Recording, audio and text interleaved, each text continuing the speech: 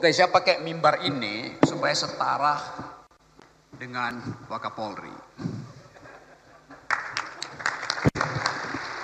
Dan kenapa dari tadi mimbar ini nggak dipakai? Padahal ini adalah peralatan pertama untuk mengucapkan pendapat umum. Dalam tradisi Yunani, setiap mimbar disediakan untuk mereka yang punya dalil. Dia disebut umum karena akhirnya terlihat orang yang bicara siapa tuh. Itu sifat pertama. Saya mau terangkan sebetulnya balik pada tema tadi. Apa sebetulnya yang disebut pendapat umum? Emang ada pendapat khusus? Pendapat khusus itu kalau Anda mau meminang pasanganmu untuk diajak nikah, itu pendapat khusus. Tapi begitu pendapat itu diucapkan di depan umum, maka pendapat itu harus dihasilkan di dalam upaya untuk menentang pendapat lain. Kalau Anda ditanya, apa pendapatmu? Saya sependapat. Itu artinya dia tidak berpendapat. Pendapat hanya disebut pendapat kalau diajukan untuk menghalangi atau bahkan membatalkan pendapat lain. Jadi dari awal, sifat dari pendapat itu adalah untuk cari gara-gara. Itu dasar ontologinya tuh. Saya berpendapat supaya saya berbeda dengan pendapat Anda. Itu namanya pendapat. Jadi pendapat itu tidak boleh disopan santunkan. Kalau Anda mengucapkan pendapat dengan cara sopan santun, artinya Anda tidak berpendapat. Takut mengucapkan sesuatu yang kontras dengan pendapat orang lain. Saya tadi sebut istilah kontras. Ada teman kontras tadi. Kalau Anda perhatikan misalnya, kata kontras itu artinya tidak sependapat. Namanya kontras. Tapi kontras itu huruf terakhir dari S itu huruf besar. Coba Anda perhatikan ya, teman-teman polisi. Apa artinya? Kenapa ditaruh huruf besar di situ? Yang lebih penting bukan kontranya, tapi S di belakangnya tuh. Anda tahu nggak asal usul huruf S dibuat besar di situ? Karena pada waktu itu 98, ketika saya masih di LBH bersama Munir, macam-macam, ada Buyung Nasution, kita ingin tunjukkan bagaimana pendapat itu harus diasumsikan sebagai pertentangan pikiran. Tetapi lebih dari itu, kata S itu artinya Soeharto. Jadi kontras itu kontra S, kontra Soeharto. Pada waktu itu kita selundupkan kemarahan kita dengan kata itu dan S di belakangnya besar. Jadi maksudnya jelas, kontra terhadap pendapat Soeharto, full stop. Gak ada keraguan kita katakan waktu itu. Kenapa? Karena moralnya ada pada kita, pada masyarakat sipil. Saya buka aja rahasianya itu, kenapa S-nya di belakang itu besar tuh. Sekarang kontra S-nya apa? S-nya apa? Subianto, Sigit. Itu namanya hermeneutic of suspicion. Kita mencurigai sesuatu, kita takut mengucapkan itu, kita pakai bahasa simbol S-nya di situ. Mungkin kontra sekarang itu S adalah kontra saya, kontra siapa aja tuh. Jadi saya mulai dengan cara berpikir itu. Lalu kita lihat apa sebetulnya kemarahan publik kepada Parcok hari ini. Sebut aja secara resmi. Kenapa publik marah pada Parcok? Bahkan marah pada oknum gitu. Absurd. Kita coba lihat bagaimana sebetulnya proses yang kita sebut sebagai reformasi kepolisian. Tidak pernah terjadi reformasi. Yang terjadi pemisahan antara tentara dan polisi pada waktu itu. Yang terjadi adalah pemisahan kelembagaan, bukan evaluasi terhadap kondisi. Sebentar Bung Rocky, Pak Waka, isi dan judul di luar tanggung jawab moderator ya.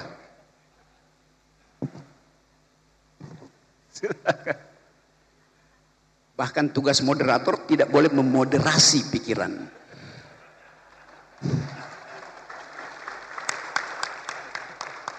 Tugas moderator hanya menjaga tata tertib, bukan menjaga pikiran. Ya udah, oke.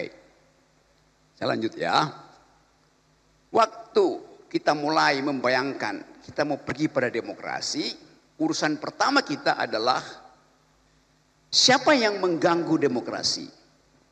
ABRI 98 yang mengganggu, menghalangi demokrasi. Siapa itu ABRI? Tentara dan polisi.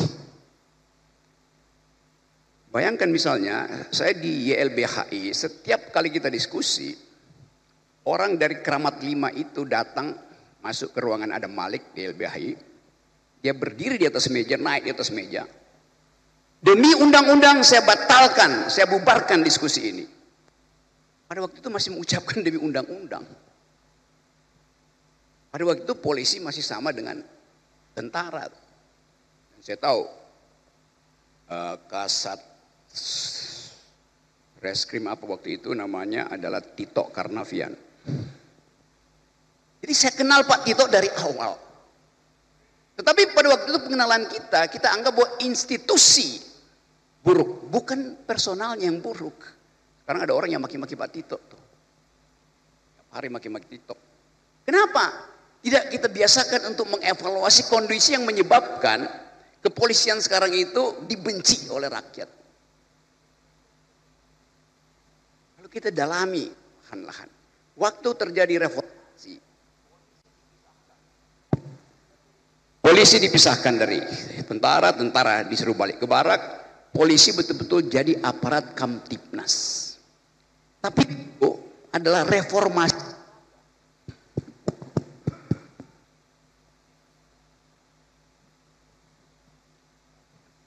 Ini saya pindah dari Partai Biru ke Partai Merah. Karena Partai Biru juga ternyata udah di bail out oleh Gajah Merah. Oke. Dari mana tadi ya? Jadi yang terjadi adalah reformasi kelembagaan. Terjadi reformasi, tidak terjadi transformasi. Lembaganya dipisahkan, tetapi value-nya tidak ikut tertransformasi.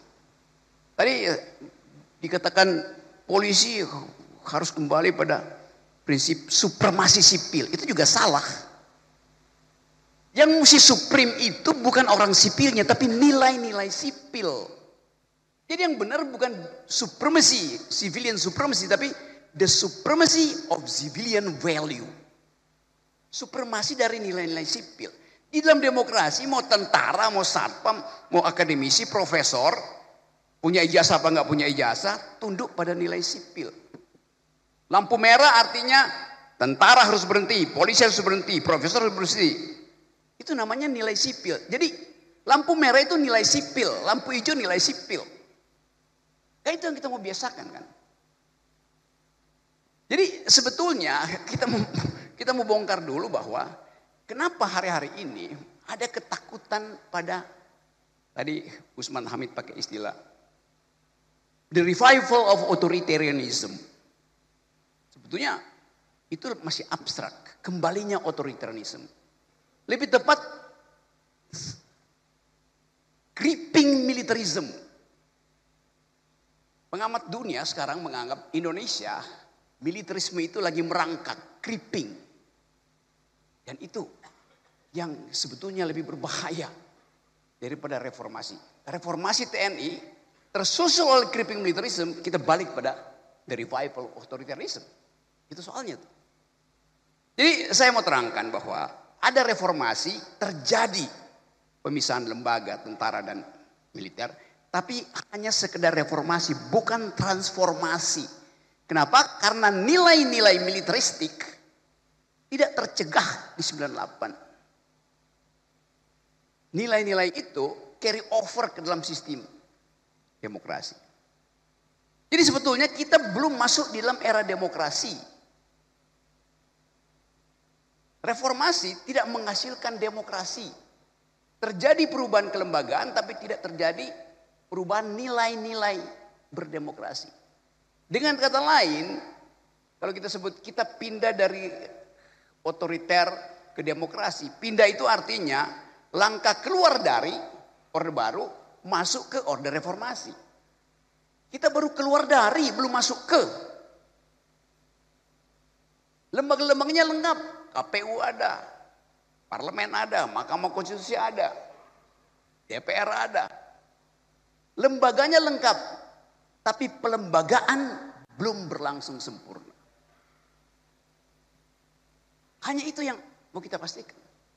Jadi sekali lagi kalau kita mau bicara tentang reformasi, transformasi, apapun istilahnya, kita mesti lihat bahwa kondisi kelembagaan kita itu tidak menghasilkan pelembagaan, hanya ada perubahan di dalam lembaga. Tetapi kita mulai lihat bahwa ada inisiatif lokal untuk menghasilkan ide tentang demokrasi. Waktu demonstrasi Agustus kemarin saya ada di Pekanbaru di Riau. Nemenin Irjen Heri Heriawan, Kapolda Riau. Demonstrasi yang besar itu, saya datang ke situ. Yang dipajang di depan para demonstran, menyambut para demonstran bukan panser, bukan water cannon, tapi spanduk besar ditulis oleh Kapolda Riau, Saudara Heri Heriawan. Selamat datang para pejuang aspirasi. Bayangin coba, dia sambut dengan spanduk itu. Nggak ada ketakutan, demonstran ngoceh suka-sukanya.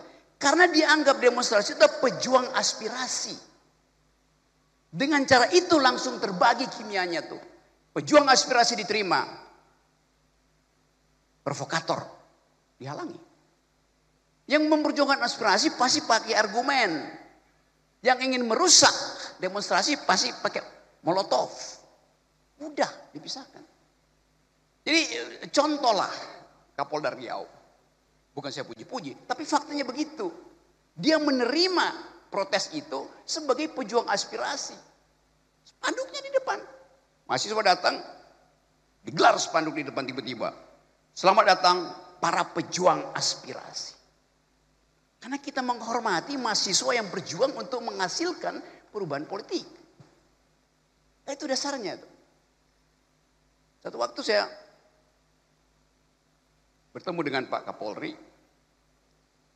Saya lagi membantu. Saya cerita aja soal sebelum saya bicara teorinya. Saya lagi berupaya untuk membuat beberapa Polda itu laboratorium tentang civilian value. Nah, karena saya berteman dengan Pak Herimen, saya bolak-balik ke Pekanbaru. Tiba-tiba ada seorang tokoh masyarakat sipil, WA saya. Rocky Gerung, Anda ternyata sudah dibeli oleh polisi itu. Bayangin coba. Kenapa? Terlihat Anda berfoto dengan Pak Sigit, Kapolri. Lagi nanam pohon. Dan Anda bicara pidato di samping Kapolri. Saya bilang enggak. Pak Sigit tidak di samping saya, dia di belakang saya. Kenapa enggak dibalik bahwa saya yang membeli Kapolri, bukan saya yang terbeli. Karena saya nyusun kurikulum tentang hubungan antara polisi dan lingkungan yang disebut green policing yang dipromosikan oleh Kapolda Riau. Jadi bayangin, masyarakat sipil pun mencurigai aktivitas masyarakat sipil karena dia nggak paham bahwa lebih banyak orang yang mati karena kerusakan lingkungan daripada yang mati di jalan raya. Itu soalnya. Jadi kepicikan aktivis masyarakat sipil juga ada karena kecengengan, nggak bisa berpikir. Kalau saya kritik, saya juga kritik lingkungan saya yang mencurigai hubungan antara aktivis, dosen, jurnalis dengan kalangan kepolisian. Rocky Gerung sudah terkooptasi oleh Kapolri. Lalu dalam isu lingkungan terbalik. Pak Sigit terkooptasi oleh isu lingkungan yang saya buat. Begitu dong fairness-nya tuh. Jadi kita lihat bagaimana kepicikan itu ada di dalam bahkan masyarakat kita. Dan itu terjadi karena satu hal. Di belakang kepala kita, di belakang kepala mak-mak, di belakang kepala para dosen, kepala jurnalis, ada isu yang unexplainable, unspeakable. Yaitu soal fufu-fafa dan soal ijazah palsu. Itu yang jadi background kemarahan publik yang tidak mungkin dia ucapin. Karena menunggu kepastian isu ini sampai di mana tuh. Kita bikin riset, saya bikin riset, isu ini akan ada di semester ke depan masih ada di situ. Jadi kita mau coba bahas sekaligus apa yang kita sebut sebagai reformasi sebetulnya basisnya adalah kecurigaan masyarakat sipil terhadap penyelesaian kasus-kasus yang sangat sensitif. Mereka tidak bisa ucapkan, saya pakai satu istilah. Deep psychology, psikologi dalam masyarakat kita adalah bimbangan, kecurigaan, ketidakpastian. Ketidakpastian politik sekarang disiram dengan ketidakpastian ekonomi. Maka orang akan cari siapa yang harus bertanggung jawab. Jadi coba kita endapkan sebetulnya sebagai satu refleksi. Upaya untuk membenahi kepolisian adalah upaya untuk membenahi peradaban. Jalan raya itu bukan milik polisi. Tapi tanpa polisi, jalan raya berubah menjadi tempat brutalisme. Saya hindari istilah anarkisme tadi karena betul, Usman. Kata anarkisme itu adalah puncak tertinggi dari demokrasi itu. Kata anarkisme datang dari penggalan kata an dalam bahasa Greek, bahasa Yunani. Dan arko. Arko artinya kepala. An artinya tanpa kepala. Demokrasi memang harusnya tanpa kepala karena kesetaraan. Tapi udah kata itu udah keburu dipakai. Kalau begitu saya nggak boleh lagi mengajar. Saya mengajar critical thinking di UI. Di dalamnya saya mengajar dua cara berpikir kritis. Satu marxisme, dua anarkisme. Itu. Marxisme adalah kritik terhadap arogansi kapital. Anarkisme adalah kritik terhadap arogansi kekuasaan. Dua-duanya bermutu untuk menghasilkan demokrasi. Tapi kata itu udah mengalami pejorasi sehingga you anarki, you anarko. Lo itu kata yang bagus. Anda Marxis. Lo itu kata yang bagus. Karena diajarkan berpikir kritis itu. Membongkar ekonomi tanpa pengetahuan Marxisme nggak ada gunanya. Membongkar kekuasaan tanpa pengetahuan anarkisme nggak ada gunanya. Jadi itu pentingnya kita belajar bersama-sama di sini. Tapi itu hanya mungkin dilakukan kalau ada persahabatan antara polisi dan masyarakat sipil. Polisi membutuhkan organic partner, partner yang organis. Partner yang ada dalam satu ekologi, yaitu masyarakat sipil. Tentara tidak memerlukan masyarakat sipil. Tentara hanya bekerja melalui komando. Polisi tidak begitu. Polisi dalam meritokrasi, fungsi mendahului komando. Sebaliknya dalam militer, fungsi itu disebabkan karena ada hierarki komando. Polisi fungsi mendahului komando. Yes. Bisa jelaskan mungkin Bung Rocky? Anda kalau punya poin, pangkatmu itu 3 balak, bisa bertengkar dengan yang 3 bintang. Supaya terlihat betul-betul penguasaan tentang situasi. Reserse yang diperiksa teroris itu boleh kasih poin menentang pendapat dari komandannya. Kan begitu Pak? Tapi dalam kita nggak mungkin begitu. Kalau sudah kan prinsip military efficiency, bila Anda telah membidik,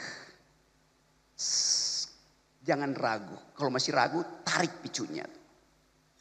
Polisi nggak bisa begitu. Di dalam polisi diskusi itu mesti berlangsung. Karena itu fungsi mendahului komando. Itu nilai dalam kepolisian begitu. Tidak mungkin komando itu dipakai untuk mengaktifkan fungsi. Bagaimana mungkin Kapolri membatalkan fungsi reserse dari seorang petugas di lapangan? Nggak bisa. Karena keahlian dia itu adalah mengintip potensi bahaya. Lapor aja, diskusikan. Itu kan dalilnya begitu. Karena kita sama-sama hidup di dalam satu iklim yang memungkinkan kita bertengkar di dalam sistem demokrasi. Kecuali kita hidup di dalam the republic of fear. Setiap kali ada ketakutan, maka minta jaminan polisi. Dengan kata lain, rasa nyaman harus mendahului rasa aman. Itu ide Kamtipmas. Saya merasa aman karena kampung saya di setiap gang ada satu kompi brimob. Memang saya rasa aman. Tapi saya tidak merasa nyaman. Itu soalnya. Kalau keadaan perang, rasa aman harus mendahului rasa nyaman. Dalam keadaan harmoni demokrasi, rasa nyaman mendahului rasa aman. Dan itu tugas kepolisian. Gak mungkin saya rasa aman kalau di mana-mana saya lihat ada Kopassus di situ. Gak bisa, saya gak akan aman. Karena saya tahu setiap saat dia bisa kokang senjata. Kayak kemarin kasus demonstrasi di Glodok itu, tentara berkeliaran di situ. Gak ada yang rasa nyaman di situ. Rasa aman diproduksi karena saya tahu di belakang saya ada senjata. Rasa nyaman diproduksi karena saya tahu di belakang saya ada polisi. Kenapa? Saya bisa bercakap-cakap dengan polisi. Kenapa? Kita satu grammar. Polisi itu adalah masyarakat sipil yang dipersenjatai untuk melakukan tadi tindakan terakhir itu represi. Tapi sebelumnya diskresi polisi itu selebar demokrasi itu. Jadi bagus betul kita bicara di sini hanya untuk menerangkan bahwa negeri ini memerlukan dikembalikannya civilian value, nilai-nilai sipil, bukan orang sipil. Banyak orang sipil yang pikirannya militeristik kok. Dan bisa lebih militer dari tentara tuh. Tetapi demokrasi dan polisi hidup bersama dalam ekologi the supremacy of civilian value. Jadi itu yang menerangkan kenapa kalau kita tiba pada semacam keinginan bersama, kita akan katakan bahwa reformasi polisi itu sudah berlangsung pertama di dalam tahap pemisahan kelembagaan. Tahap kedua adalah transformasi nilai. Dari nilai-nilai yang militeristik di Orde Baru, pergi pada nilai-nilai civilian value di era sekarang. Era ketika seluruh nilai global itu mengalami turbulensi itu. Apa nilai baru sekarang? Nepalisme. Dan seluruh dunia akhirnya mengakui bahwa suara netizen bisa membatalkan suara parlemen. Ada problem dengan hak asasi manusia. Apakah anak muda Nepal yang mencemplungkan Perdana Menterinya ke dalam sungai, dia melanggar hak asasi manusia? Jawabannya? Pasti dianggap melanggar. Tetapi bagi mereka yang tahu bahwa deprivasi tidak bisa lagi dikendalikan, mereka anggap saya tidak melanggar hak asasi manusia, hanya melanggar hak pencemaran sungai. Selamat datang Pak Kapolri, Jenderal Polisi Dr. Andes Listio Sigit Prabowo MSI. Ya karena Silakan Bang Rocky. Ya selamat datang Pak Sigit. Saya sudah sebut 4 kali nama Pak Sigit dan saya tahu Pak Sigit akan tiba on time. Right at the time, Bung Rocky. Pak Kapolri. Saya lanjut lagi ya bahwa saya baru pakai 4 menit, masih ada 8 menit. Jadi waktu kita mengucapkan kata reformasi sebetulnya itu terlambat. Yang kita perlu sekarang adalah istilah transformasi. Setelah lembaga polisi dan militer dipisahkan, sekarang nilai kesipilan itu kita transformasikan ke era ketika seluruh dunia mengalami bahkan bukan lagi transformasi tapi Pak Magnis istilahnya itu transvaluasi, kata Nietzsche. Transvaluasi. Orang Jerman bilang Umwertung aller Werte. Umwertung aller Werte. Betul? Ya, betul. Umwertung aller Werte. Transformasi semua nilai itu. Jadi sekali lagi, kepentingan kita dengan reformasi kepolisian ini dimulai dengan transvaluasi. Semua nilai kita bicarakan ulang. Karena bukan cuma di Indonesia terjadi transvaluasi nilai, seluruh dunia. Filipina, Nepal, Timor Leste, Itali, Prancis. Semuanya ada dalam upaya untuk mencari nilai baru apa yang memungkinkan sejarah manusia itu dinaikkan 1 oktav tuh. Jadi sekali lagi saya anggap bahwa ini satu momentum bagus supaya kita tahu bahwa berpendapat itu diucapkan untuk berbeda, bukan untuk menyetujui. Pendapat hanya disebut pendapat kalau ada yang menentang pendapatmu. Anda berpendapat tidak ada yang menentang, itu artinya Anda lagi berdoa.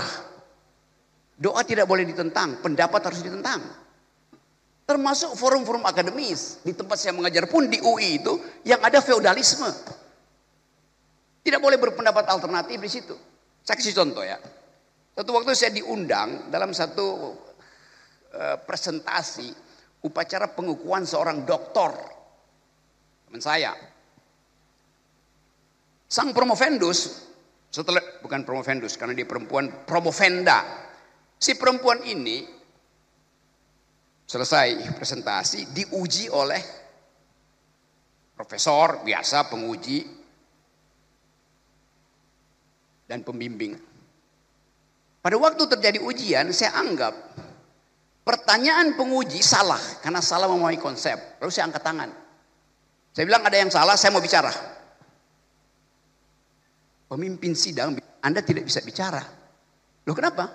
Anda bukan penguji dan Anda bukan pembimbing. Lalu siapa? Anda undangan. Hah? Sejak kapan satu forum akademis dibedakan antara penguji, pembimbing dan undangan? Jadi saya datang ke situ diundang hanya untuk menyaksikan toganya dipindahin dari kiri ke kanan. Kan dungu namanya. Semua forum akademis, siapa yang diundang di situ berhak mengajukan dalil atau membantah dalil. Itu tradisi akademis begitu. Jadi kalau Anda diundang misalnya dalam forum disertasi, satu waktu mungkin akan ada perwira tinggi disertasi di sini, saya diundang, kalau saya angkat tangan, jangan larang saya bicara. Karena Anda undang saya bukan untuk nonton seremoni, Anda undang saya untuk memperhatikan logik, metodologi, dan pembicaraan dari isi disertasi itu. Semua orang yang diundang dalam forum akademis berhak untuk membantah dalil akademis. Kita biasakan itu dari PTIK misalnya. Bukan cuma penguji yang berhak untuk bicara, siapapun yang ada di ruangan itu, dia adalah makhluk akademis. Dia mesti. Itu yang namanya kebebasan berpendapat. Supaya kita bisa, ujian paling bermutu itu ujian eksternal, bukan ujian internal. Sama seperti akuntansi. Akuntansi itu audit eksternal, lebih bermutu daripada audit internal. Demikian juga kalangan kepolisian tuh. Audit masyarakat sipil terhadap kepolisian lebih bermutu daripada audit internal yang dilakukan oleh fungsi-fungsi keirjenan di sini. Nah ini sebetulnya kita lagi audit eksternal tuh, itu intinya. Tetapi sekali lagi audit di dalam urusan demokrasi harus basisnya argumen, bukan sentimen. Ngapain mengaudit polisi dengan sentimen? Auditlah dengan argumen. Force of the better argument, itu dasarnya tuh. Jadi sekali lagi saya percaya bahwa pertemuan kita di sini untuk mengaudit kepolisian dengan dua prinsip. Satu, sudahkah kepolisian menyempurnakan proses reformasi dengan mentransvaluasi nilai-nilai di dalam dirinya sendiri? Apa nilai polisi? The supremacy of civilian value. Itu yang pertama. Yang kedua, di dalam keadaan global politics yang betul-betul turbulen, kepolisian lebih mampu untuk menghasilkan pikiran-pikiran akademis daripada lembaga yang lain. Karena dunia yang berubah ini memerlukan pendekatan akademis akhirnya, bukan pendekatan komando. Kalau kita mau berdamai, kita mesti ajukan argumen perdamaian, bukan menambah senjata tuh. PBB dirancang untuk menghasilkan perdamaian setelah Perang Dunia Kedua. Maka kita semua, setiap bangsa kontribusi pada PBB supaya dana perdamaiannya bisa dipakai ketika ada konflik. Oke, sekarang kita hitung. PBB dana perdamaiannya 8 miliar dolar buat menjaga perdamaian. Tetapi dana militer sedunia hari ini 18 triliun dolar. Artinya pasti akan ada perang. Kenapa? Dana perlombaan senjata lebih besar 1000 kali lipat daripada dana perdamaian. Logiknya begitu tuh. Jadi kalau kita produksi ide perdamaian, ide kesosialan manusia, ide yang dihasilkan oleh peradaban masyarakat sipil, Indonesia bisa jadi proponen pertama untuk mengatakan bahwa kami paham tentang imperialisme, kami paham tentang kekerasan. Karena itu kami menginginkan ada perdamaian. Perlihatkan postur kepolisian mendahului postur militer. Karena dunia menganggap bahwa hanya dengan postur kepolisian, junto postur masyarakat sipil, dimungkinkan percakapan tentang perdamaian itu bisa dihasilkan. Oh ya, tapi pemimpinnya militer, Pak Prabowo militer. Mari kita kepung Pak Prabowo itu dengan nilai-nilai sipil. Karena kemarin dia bicara di PBB dengan nilai-nilai sipil. Sementara seseorang yang datang dari tradisi sipil yang memimpin negara demokrasi terbesar Amerika pakai nilai-nilai militeristik. Kan di situ kontrasnya tuh. Jadi sekali lagi, negeri ini didirikan berdasarkan kemampuan berargumentasi. Para pendiri negeri ini, bangsa ini adalah mereka yang mampu berargumen secara akademis. Haji Agus Salim, nggak ada yang bisa lawan Haji Agus Salim kalau lagi bikin retorika. Nggak ada yang bisa lawan keterjaman Sultan Syahrir dalam diplomasi. Nggak ada yang bisa lawan Soekarno dalam upaya untuk mengingat-ingat sejarah kolonialisme. Nggak ada yang bisa lawan Natsir kalau mendalilkan hubungan antara Islam dan demokrasi.